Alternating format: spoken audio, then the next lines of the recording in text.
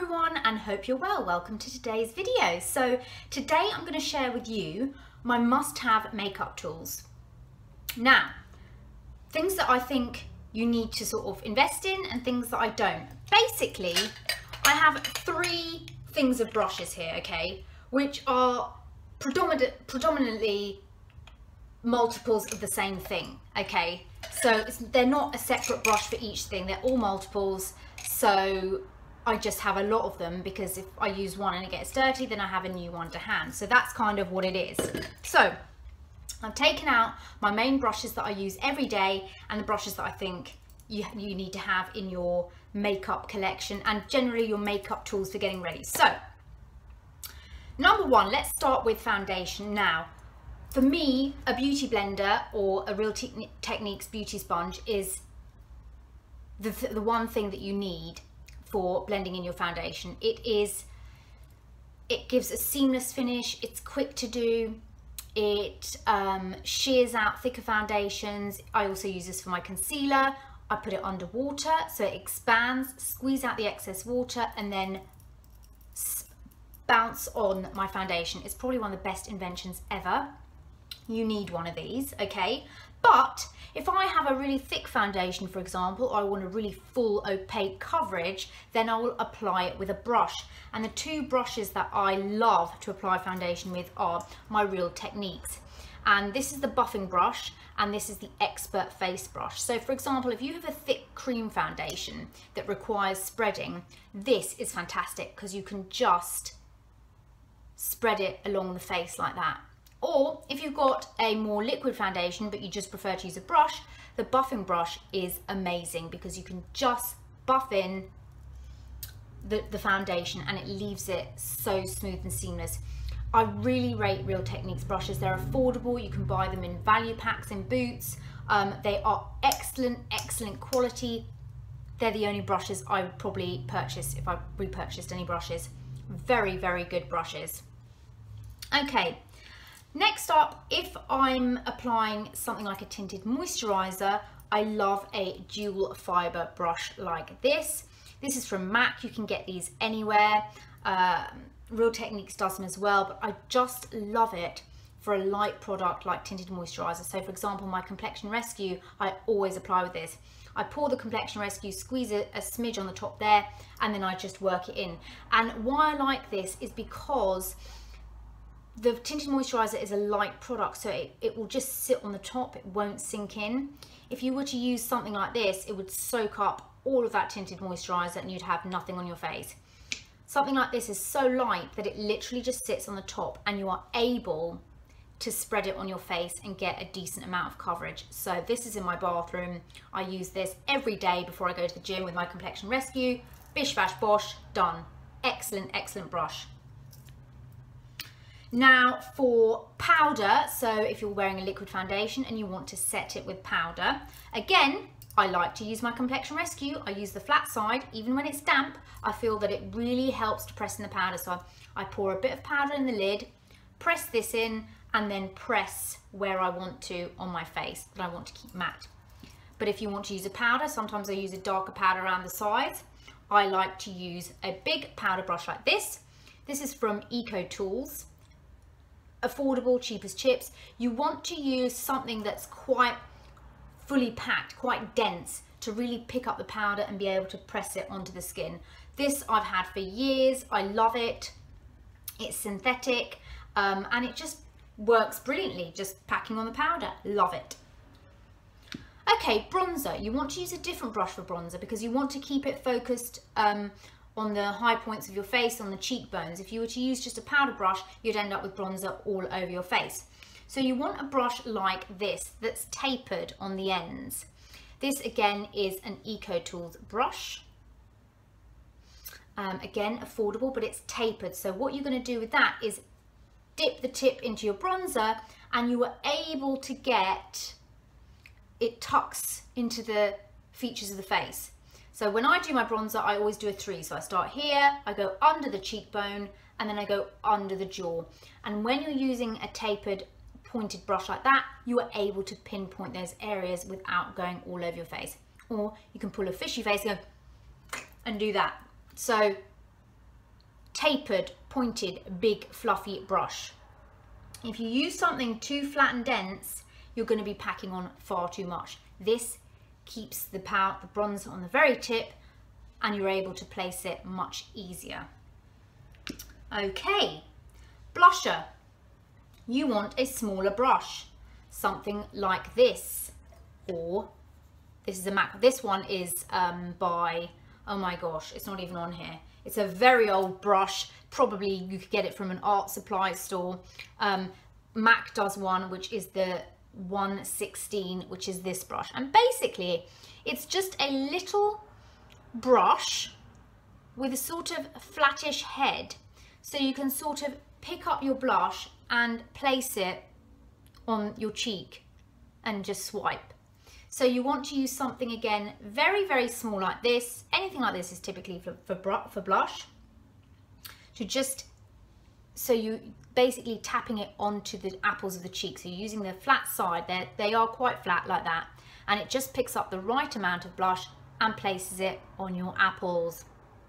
This is a MAC one. To be fair, I would never buy a MAC brush again because there's so many good affordable brushes out there. These, I've just had them for years. So there you go.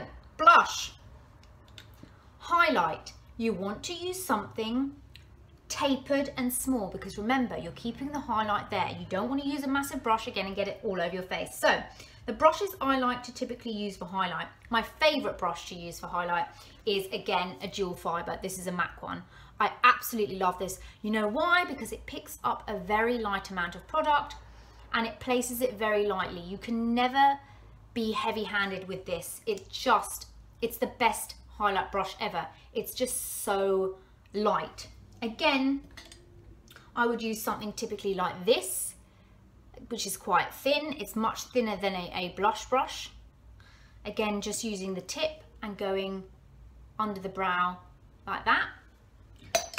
Small brushes, another very small brush. I used to use this one, but typically I like to use this. So again, dual fiber. If you've got a heavy hand, this is going to be your life savior. And I like to go under the brow and just sort of do a C shape like that. Love that for highlight. Okay, now mineral makeup wear. As you know, I'm a big mineral makeup wearer. Now my favorite brand is bareMinerals, so of course I'm going to use a bareMinerals brush. This is the Full Flawless Face brush. It's a big fluffy brush. It's goat hair, I think. We know bareMinerals is all cruelty free, but this just helps to disperse the minerals around the face. If you were to use something like this, it wouldn't pick up anything. You need something that's got these thick, packed hairs that really pick up the mineral powder. So these are all my bareMinerals brushes. They're so old, but again, for mineral veil, mineral makeup, you want something like that that's really going to grab on to the minerals and put it onto the face. If you find these too scratchy, right, then the only other brush I would recommend for mineral makeup is the Real Techniques buffing brush. This gives the most smooth application of bareMinerals of your life. It literally buffs it smooth into the skin. It is one of my favorites. If I've got time to buff and blend, I love to use this for that as well. Okay, concealer. Again, I use my Beauty Blender for concealer, but if I'm setting with powder, I do use my Beauty Blender as well, but I also like to use a flat brush like this. Flat brushes like this pick a higher concentration of product and you're able to pack down a thicker amount of concealer. So if you want to spot conceal, or, you know, I've got like, oh God, what's it called?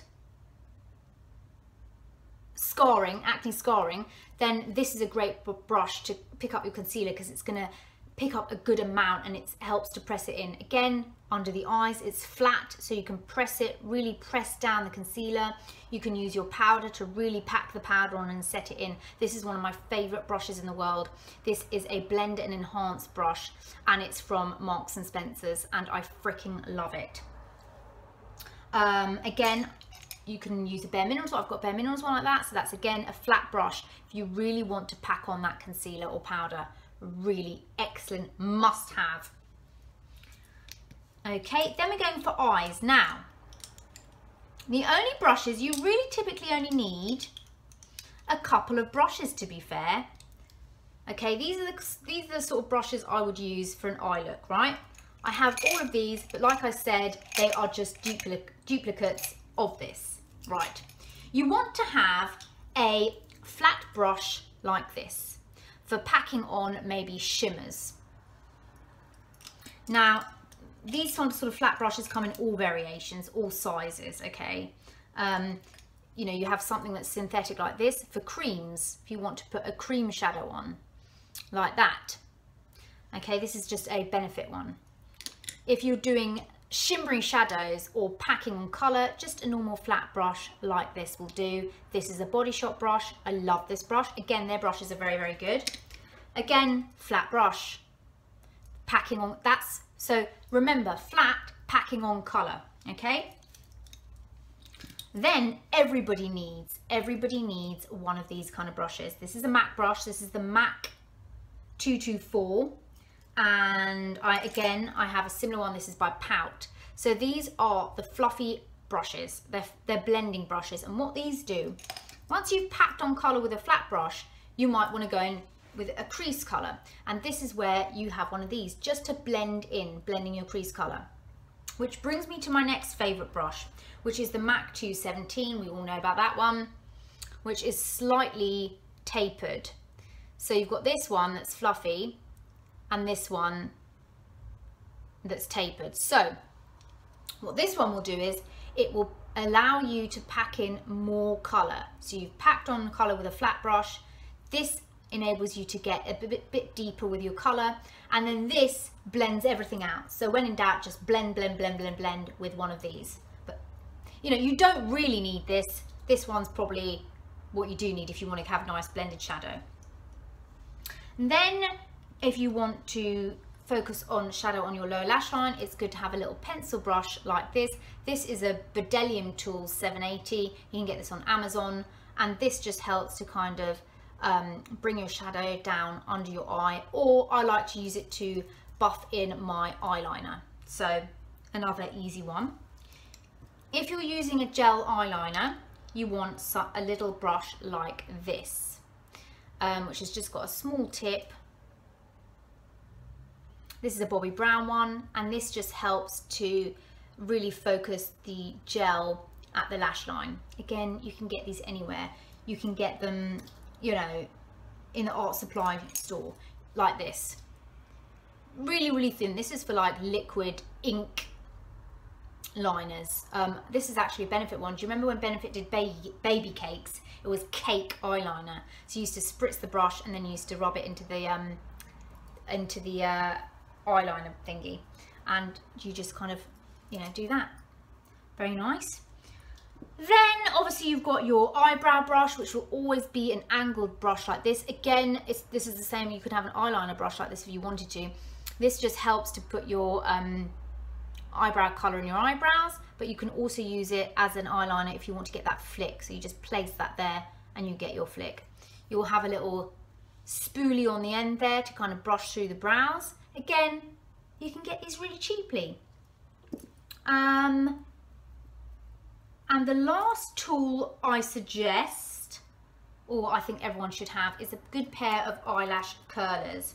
Now these are from Shiseido, and they're really, really nice. And I think, you know, it does make a huge difference because it just opens up your eyes. When you curl your lashes, it just lifts the eye, lifts the lashes, and gives you sort of a bit of a wide awake look. So you may be just going to the gym, put on your tinted moisturiser, you're not putting on mascara, but curl your lashes, you'll look wide awake, and you know, your lashes will be sort of up. So I'm never without a pair of these. So yes, those are my brushes. You don't need a lot, you really don't. I would say you need, like for your eyes, about 5 brushes, and that's it. One for packing on colour, one for blending, one for under the eyes, you know, and you're good to go. And same with face brushes. One sponge, you can do everything with that. You can do your concealer, you can do your powder, you can do your foundation, all with the sponge. The only brush you would need is a blush brush and a bronzing brush and a highlighting brush. There you go. So you don't need millions of brushes, you really don't. These are, all the brushes I've got here are brushes that I've built up for years and years and years. But basically, you don't need to go expensive on them, and you don't need millions of them either. And all I do is wash them once a week with washing up liquid and leave them to dry on the edge of like my cabinet. And that is about it. Yes, I hope that's helpful. I hope it's given you some ideas and you kind of know what to add to your collection. And yes, I hope you enjoyed that, and I will talk to you all soon. Bye.